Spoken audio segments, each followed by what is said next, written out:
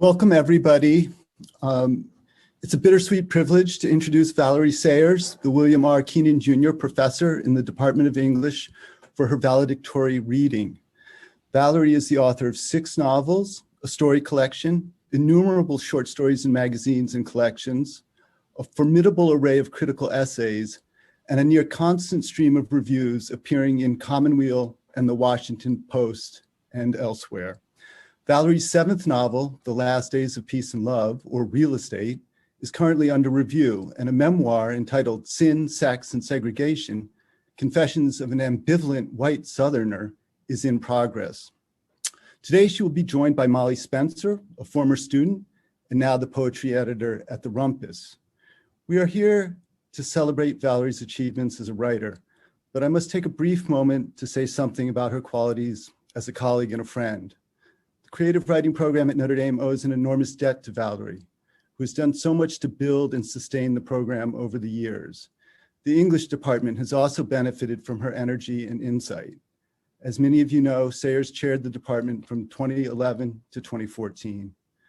Valerie combines an unwavering commitment to principle with a deep sympathetic understanding of the often wavering behavior of actual people. It's a winning combination that has contributed enormously to her success as a writer, a teacher, and a colleague. To steal a phrase from Shakespeare's Othello, she knows all qualities with a learned spirit of human dealings. We will miss her wisdom, her sense of humor, and her commitment. But I take comfort in the knowledge that though she is retiring from the university, Valerie will remain a friend to her students and colleagues. I know I'm joined by the entire English department in wishing Valerie a renewed sense of energy as she embarks on this next phase of life. Please welcome Valerie Sayers. Jesse, thank you so much. I should say right off the bat, we are now leaving 6 years of Jesse's chairmanship of the department, and he's been so wise and judicious. I am completely in your debt, Jesse, and happily so. It's mutual.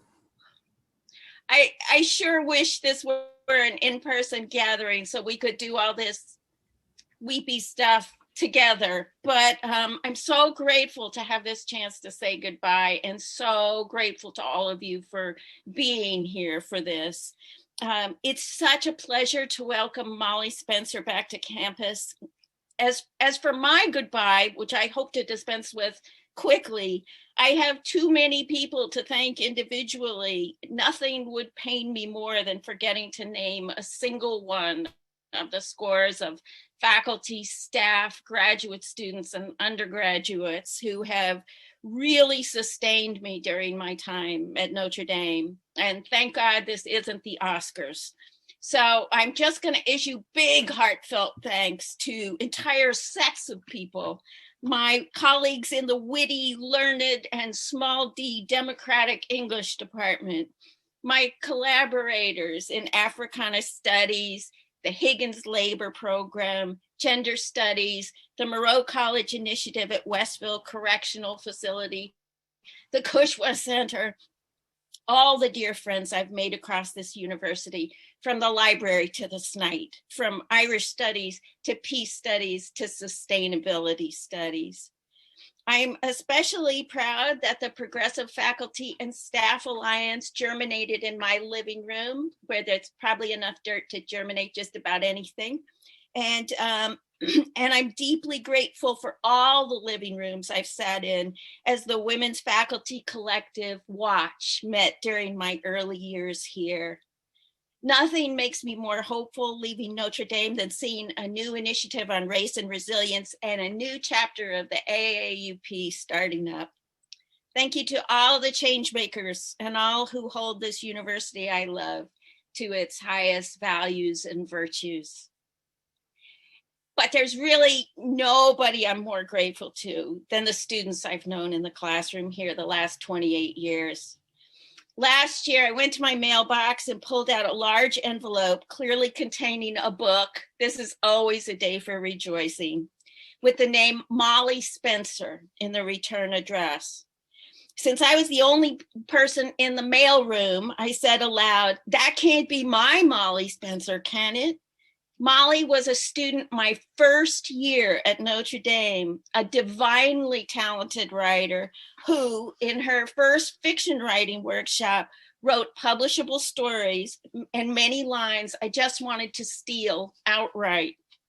She was already so far along her way that she was in danger of leaving her professor in the dust. Dust is a motif today. Here's the kicker. She was an econ major, meaning she could hope to earn a living while she wrote, unlike some of the rest of us. But she'd registered for as many literature classes as she could. I hadn't heard from her in a dozen years at least. Her letter began, "You won't remember me," to which I said, again, aloud, alone in the mailroom, "Ha!" She told me she'd gone to grad school in public policy and had been working in government, that she'd raised 3 children, now teenagers, and had managed a chronic disease, and that all this while she's been writing. As she said in the letter, I read, I wrote. It's what I've always done. She picked up an MFA in mid-career and developed her thesis into a manuscript, If the House, which Carl Phillips chose for the Brittingham Prize, published by the University of Wisconsin. Allison Joseph judged Molly's second manuscript, Hinge, winner of the 2019 Crab Orchard Open competition. Now poetry editor of the Rumpus, as Jesse said, Molly's poems have won awards from the Poetry Society of America, Prairie Schooner, and Writers at Work. I love what she wrote in a blog a few years ago because it speaks to so many of us writers. I don't write in a trance or a sacred space, she says. I write in the orthodontist's waiting room. I write in the car in the ballet studio parking lot. I write in the margin of my son's crumpled math worksheet left on the floor of the car. I write on a CVS receipt. At the produce market shopping for herbs, I write in the back of my mind. You'll see the power and the mystery of Molly Spencer's work, her fierce lack of sentimentality. I should follow her example there. Her devotion to lines that cut like scythes when she reads. But I'll see a young woman I had complete faith in. Hearing Molly Spencer is the perfect parting gift. Molly. Well, Valerie, thank you so much. I am so touched simply to be here, and now especially by your words. Wow, I can tell you that I cringed every time I turned in a story to you thinking, oh my gosh, it's gonna just be terrible. But you were always so generous with your feedback and your support. And I just have to tell the crowd gathered here, as Valerie said, I was an economics major with a secret desire to be a writer. I had no idea how to do that. I grew up in a small town of 700 people. The nearest bookstore was an hour away. I found out about literary magazines, about their very existence in my work study job in the periodicals room at the library at Notre Dame. I found out about readings that writers gave public readings because Valerie required us to attend one as part of the sophomore literary festival in her class. A revelation. I had no idea actually what the world of writing and writers and literature was. And in very real and practical ways, by taking her class, Valerie showed me what that world was. And because she was so supportive of my writing, and because she believed in me, and because that supportive voice lived in my head for literally decades before I published my first book when I was 47, she really opened the door to my life, to the life that I have now. And I'm forever, ever grateful to her for that. So thank you, Valerie. I'm going to start with a couple of poems from my second book that came out in the fall, Hinge. It was actually the first book I wrote, but had a long road to publication, as many books do. And it's mostly an attempt to reckon with suffering. inspired by my experience of chronic illness and mothering young ones through chronic illness. I thought I'd start with a poem that is informed by Marian theology. It seemed appropriate. It's called After Reading the Story of Assumption Chapel in Cold Spring, Minnesota. The doctor says your disease is still ripening. Ripening, you ask, and feel your teeth slice late plums through to stone. You think of seeds swollen into fat hearts of summered flesh, then storms of locusts shearing bare the fields. He says it may be years, and you watch linens vanish like dreams swallowed off clotheslines. You see a boy. He is small. He gathers locusts like stones that might save him on a roofless night in the woods. 10 cents a bushel. He'll have new boots for winter. The doctor says, this is the nature of your disease, long growing season beset by plague and fire, good years and lean. You sigh against the hollow cheeks of the farm wives. Their husbands are building a chapel to the Virgin, a hillside plea, small cape of prayer. You say, please, I have built a roof over my children's heads. It is close to collapse. You say it, ripening. Imagine a woman carved in stone above a doorway, rising skyward, her hands held out to the locusts at her feet, as if to say, yes, even this.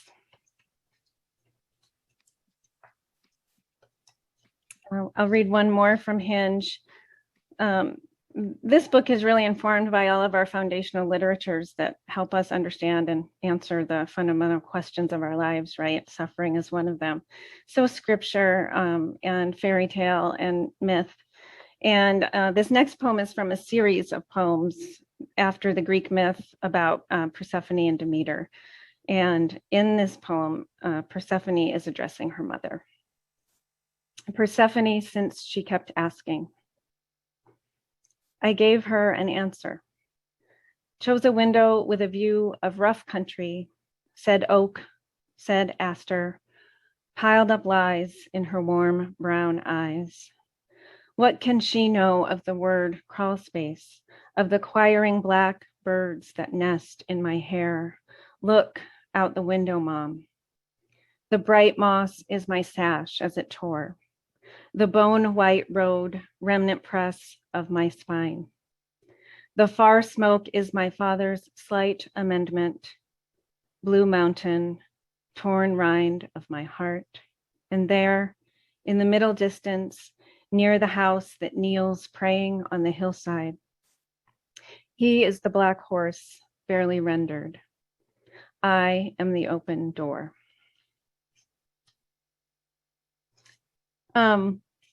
One of the great things about having teachers, one of the great gifts of having teachers that believe in you and that stay interested in your trajectory as a writer is you keep trying to impress them. I'm still trying to impress Valerie, in fact. And so in that spirit, I decided I would read a little bit of new work, which is from what I think will be my third manuscript. Really quite terrifying to say that out loud. But these poems are primarily interested in perception and our misperceptions and in the shortcomings of language, I would say. So I'm going to read just a brief selection from a longer poem that's called Kite. How a wing works. The wind falls on a concave surface.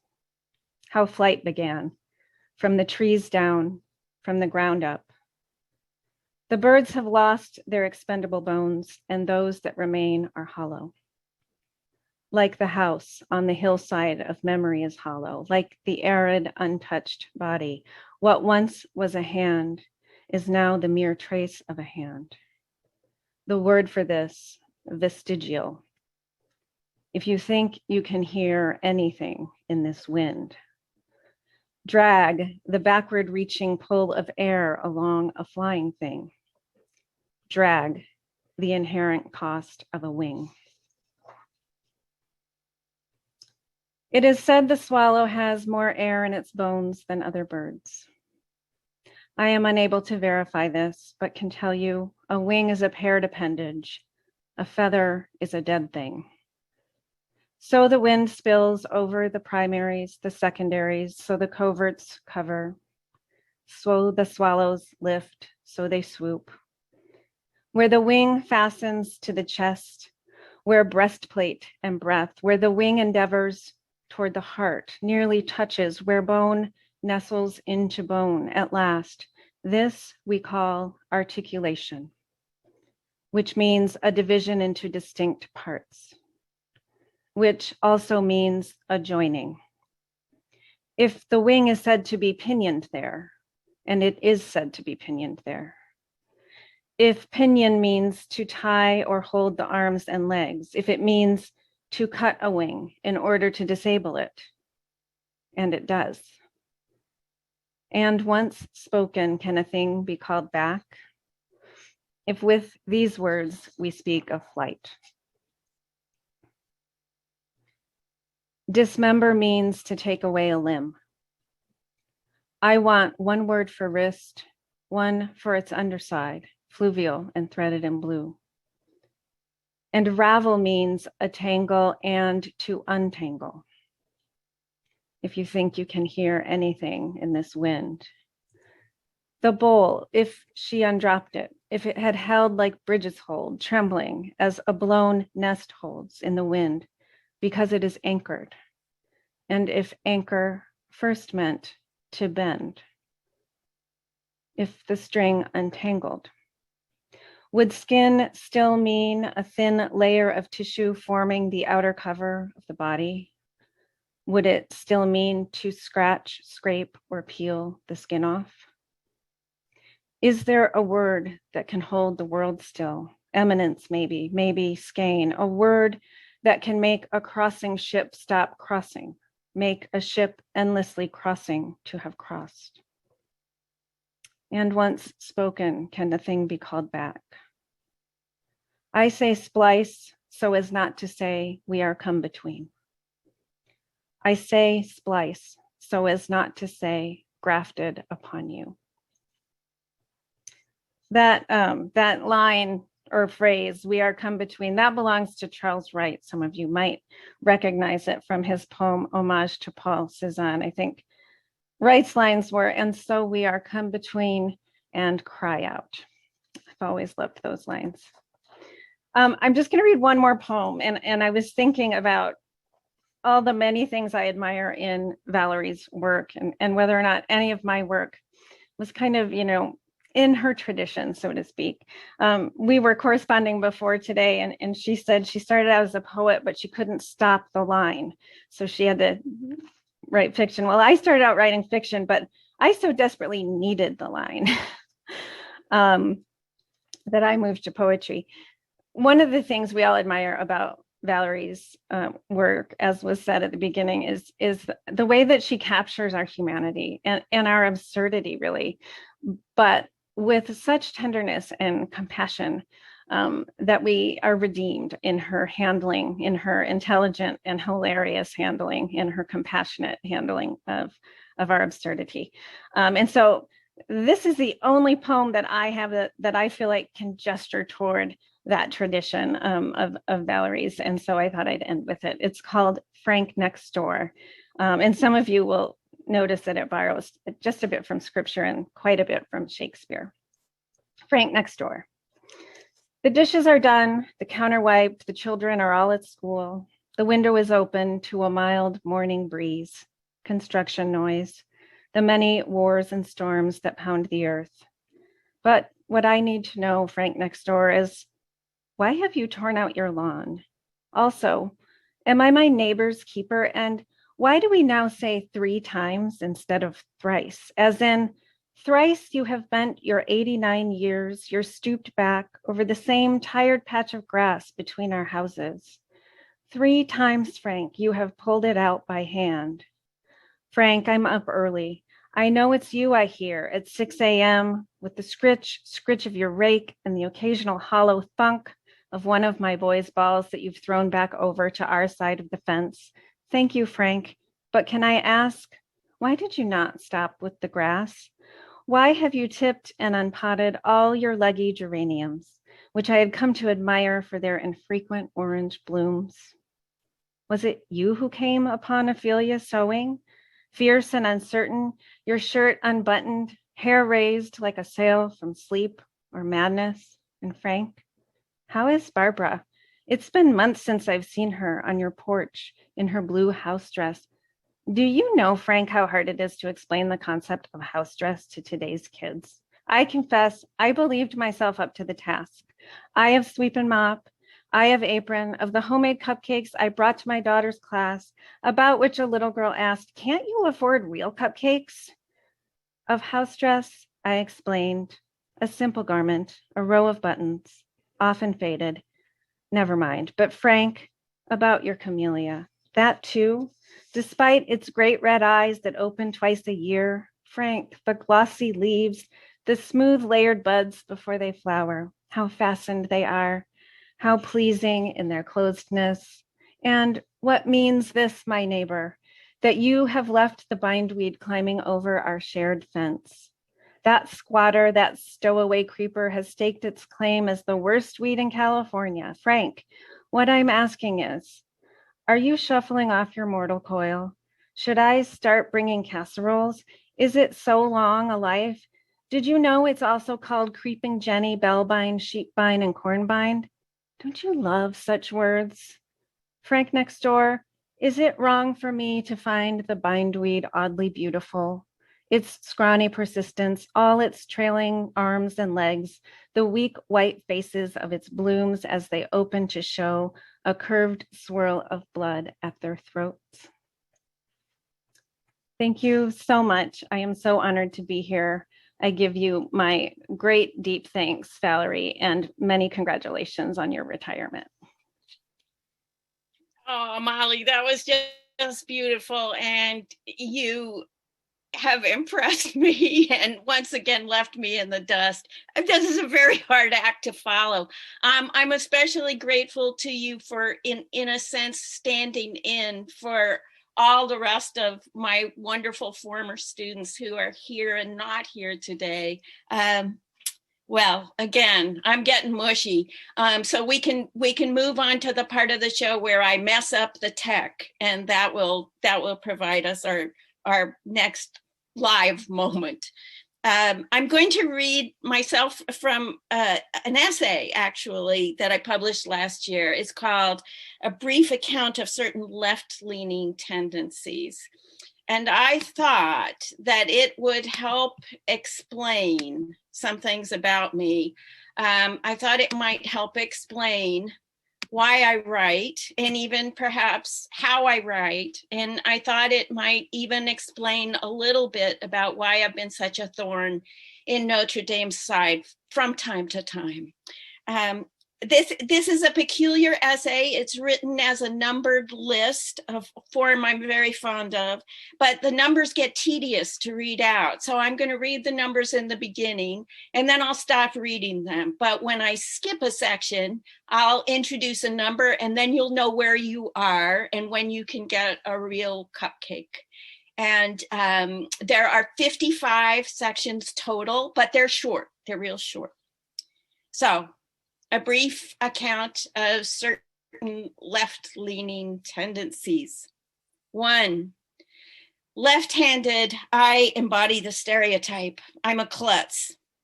2, when I was learning how to ski, trying to learn how to ski, it was my left wrist I splintered.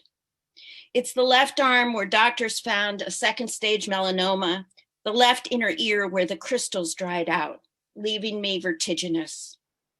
3, left comes from the Old English luft, meaning weak, like the left side of the body. 4, as a child, I thought left meant strong. I was badly cross-eyed and relied on my left eye, which gradually became far stronger than the right. 5, to hell with glasses. Those days, glasses were so not cool. I dreamed of an operation, though I was sure my family, counting every nickel, couldn't afford one.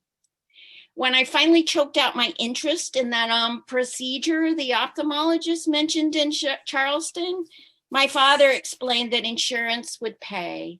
And he told me how he'd watched from an upstairs window as his childhood baseball team paraded by.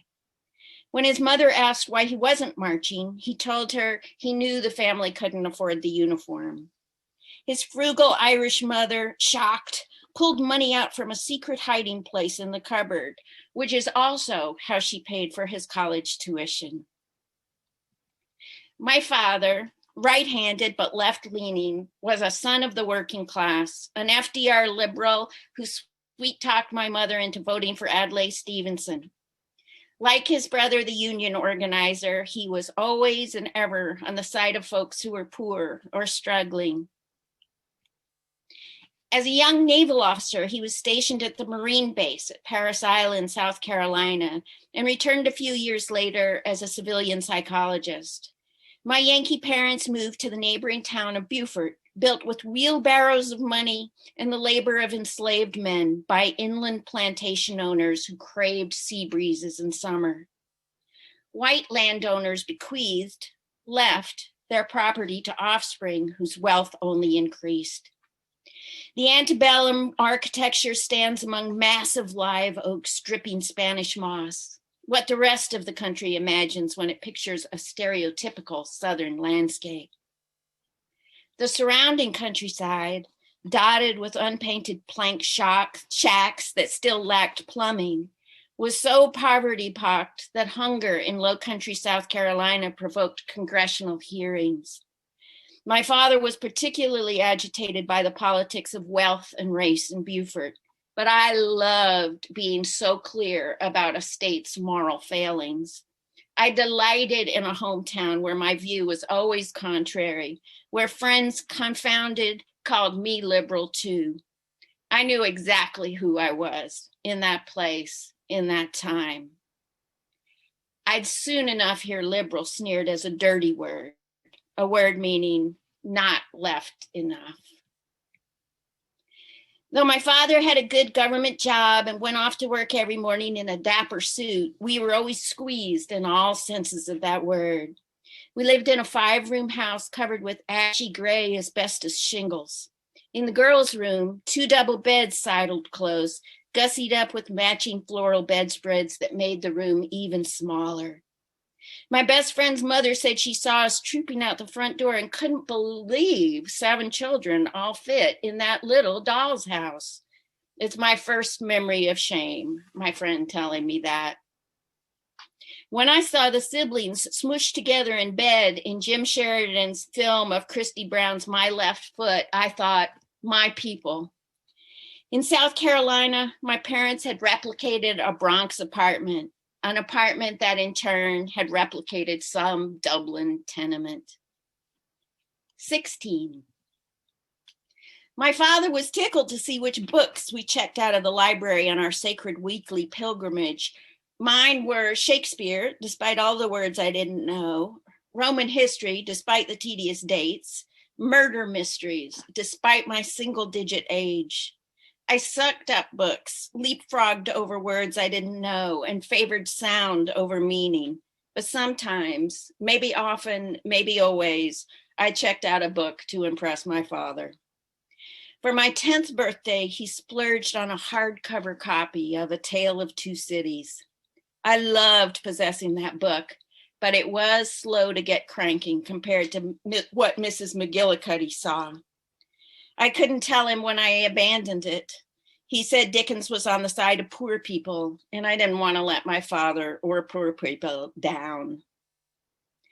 Like his immigrant mother, my father kept a close eye on cash. He lived by lists, plans, budgets. Grocery shopping in jacket and tie, he was an object of fascination at the Piggly Wiggly where few fathers ventured. On Saturday mornings, he sat in an old-fashioned secretary and checked off bills in an accounting ledger. He added his columns in the living room where we watched Fury and Sky King. He and my mother periodically consulting which mission, which scholarship fund. The air was electric with tension. This fascinated those of us half listening to the TV. If we didn't have enough money to buy a house where we all fit, how did we have money to give away? Number 20. Early on, I grasped that my father's religious principles were also political, non-negotiable. The first line on the budget was share. The second principle was curb the violence. One night he arrived home while we were watching our daily rerun of Rawhide. On screen, one cowboy whipped another sadistically. My father strode to the TV, snapped it off. It was easy, he said, to become numb to that kind of violence. No more Rawhide for us. We were astonished. When I protested that the show was demonstrating cruelty as a moral lesson, we knew that cowboy would get his punishment. He gave me his nice try look. Every couple of years, he left for a week-long trip to Camp Lejeune, where he evaluated prospective drill instructors. When he returned, he made rueful jokes about the psychological soundness of certain aspiring drill instructors, and he made them sound like sadistic cowboys. His own disciplinary methods relied on aphorisms.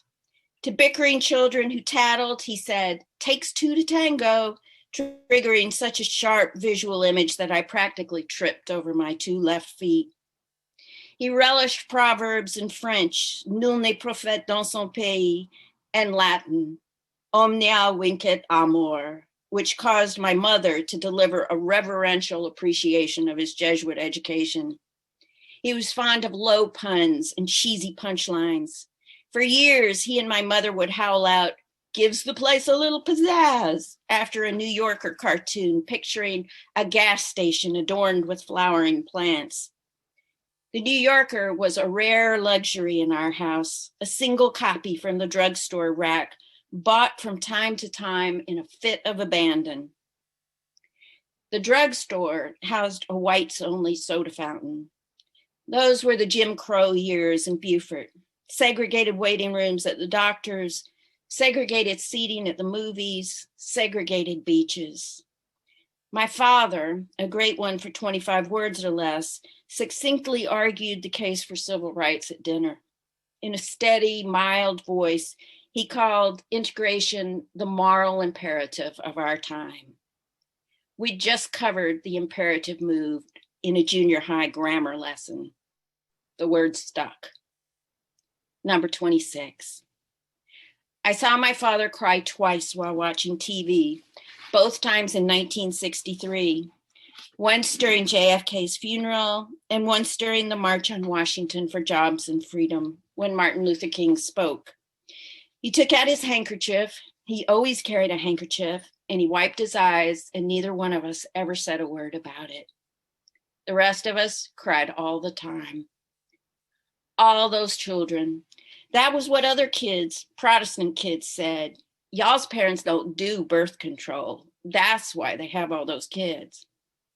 I was the oldest of the second set of children, the one who came after a 5-year gap, the first of 4 back-end babies who wouldn't have been born if my parents were sensible Protestant birth control parents. I loved all my siblings desperately. We were intensely close. We still are. Lifting our pajama shirts to scratch each other's backs, we sisters whispered into the night.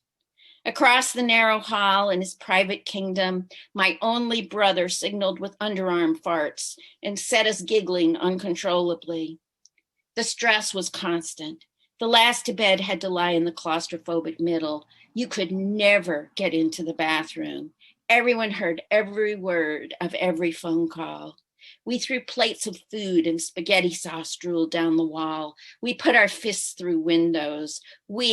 I picked up threatening knives. How could my father teach us to fight for justice in the world when we were so murderous at home? 31. That left describes both politics and direction means something. During the French Revolution, if you favored rebellion, you stood on the left side of the National Assembly. When I first arrived at Notre Dame, I thought I'd be in the company of radical Catholics, the kind I'd known in New York. at the very least, liberal Catholics. I asked an impish labor priest, many will remember, Pat Sullivan, what happened to all the Catholic lefties around here? He said, they left. My father would have appreciated any priest offering a bad pun, but I was judgmental as a child and railed against our pastor when he gave cocktail parties. Couldn't he have given that money to the poor? My father said, everybody has to live a little. 6 mild words to answer my sanctimony. 34. Every night he wasn't moonlighting, my father watched all of Huntley Brinkley and then all of Walter Cronkite. In our crowded living room, 4 little girls died in Birmingham, and Goodman, Cheney, and Schwerner went missing in Mississippi. Detroit burned while we did the dishes, safe and sound in our doll's house, a traumatized family in a traumatized nation. For years, we watched the Vietnam War unfold, and then, in fascinated horror, we watched it escalate, jungle leaf by jungle leaf, young soldier by younger soldier. When flirting lifeguards at the officers' pool, corporals recently returned from combat told my pretty older sister that Marines sometimes threw Viet Cong out of helicopters, it was beyond our imagination. My father, so definitive about civil rights, was still figuring out Vietnam. We could see his attitude slowly, inexorably shift. It was like watching the TV gradually tilt to one side. When Walter Cronkite raged at cops roughing up reporters at the 68 Democratic Convention, my father raged right along. He said, I had to admit that whatever else he was, Abby Hoffman was pretty funny. And when I didn't admit it, he gave me his, aren't you the little Puritan look? I left my family and Beaufort for New York in September 1969, a few weeks after my 17th birthday. Off balance, giddy, I found the anti-war movement my first day on campus. I went to teach-ins, decided for good that the war was all wrong, joined the big moratorium, marched with everybody else. This took no courage whatsoever. In October, I was dumbfounded and tickled to see my father, his name misspelled, quoted in the New York Times in an article about the mistreatment of recruits at Parris Island. Dr. Sayers believes that the recent rash of trials is directly related to the pressures of the war in Vietnam. My father was the only one from the psychiatric unit quoted. When I sent him the article, the first he'd seen of it, he wrote back right away and asked about the moratorium in New York. It was a pretty impressive thing nationwide, and I thought a quite effective way for the young people to express their feelings. Like all my father's letters, the one containing this paragraph was long and juicy, full of local gossip, the important stuff inserted in that offhand way of his. I read about the massacre at My Lai in the New York Times the very week I returned home for Thanksgiving. By then, I was full of yet more moralistic fervor and asked my father, what a little shit I was, whether he ever felt guilty about the role he played in military training. He answered, yes. Just that word, that one. My father was a psychologist. He let me take that in. When I asked more questions, he said he was looking for another job, though they weren't so easy to find at his age. He was 54 that year. Then he said something that stunned me.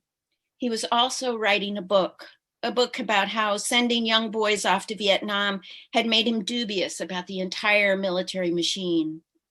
The Marines allowed volunteers to sign up at 17, and he'd seen cases where 15-year-olds' parents had lied for them. He saw illiterate country boys who didn't understand the certainty that they'd be shipping out. He saw drill instructors pushed and pushed harder. He saw recruits tremble, go mute, jump out windows. For the first time in his life, he was considering pacifism seriously. He planned to call his book Me and the Marines. He died 1 year later on Thanksgiving Day, the first Thanksgiving I spent away from home. By then, he'd written a report about his concerns. When the unit's commanding officer wouldn't forward it, my father wrote to the Senate Armed Services Committee about the escalated process the Marines had improvised for Vietnam, a process that hurled messed up kids too young to vote into battle. A day after he died, a naval captain showed up on our doorstep and went through the motions of a condolence call before he asked on his way out if my mother happened to have a copy of that letter or maybe Paul's notes.